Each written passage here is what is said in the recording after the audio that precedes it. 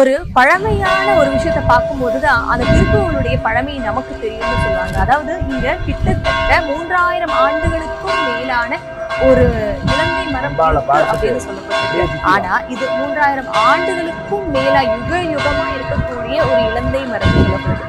அதாவது சிவபெருமானே ரிஷிகளுக்கு உபதேசம் செய்த ஒரு இலந்தை மரம் தான் அது இந்த மரம் தான். நாமளே ஒரு விஷயத்த யோசிச்சு பார்ப்போமே, ஒரு மரத்துல அந்த ஒரு மரத்துக்கு இத்தனை பேரை பார்த்த ஒரு அனுபவம் இருக்குன்னா அந்த மரத்துக்கிட்ட நின்று ஒரு வேண்டுதல் நம்ம செஞ்சோம்னா கண்டிப்பா அந்த வேண்டுதல் எப்படிப்பட்டதா இருந்தாலும் நிறைவேறும் அப்படிங்கிறது ரொம்ப பெரிய உண்மைன்னு சொல்லலாம். அதுவும் இந்த இலந்தை மரம் இப்பவும் பாத்தீங்கன்னா அதோடைய உடம்புல இருக்க அந்த சிறகு எல்லாத்தையும் பார்த்தோம்னா அந்த ருத்ராட்சத்தை பார்த்தோம்னா எப்படி இருக்குமோ அதே மாதிரியான ஒரு உணர்வு இருக்கும். அது மட்டும் இல்லாம இப்ப வரைக்கும் கூட பூத்து காய்ச்சு எல்லாருக்குமே ஒரு பெரிய அருளை கொடுத்துட்டு இருக்குன்னா அது இந்த இலந்தை மரம். திரு உத்தரகோசமங்கைக்கு வந்தோம்னா கண்டிப்பா இந்த இலந்தை மரத்தையும் பார்த்து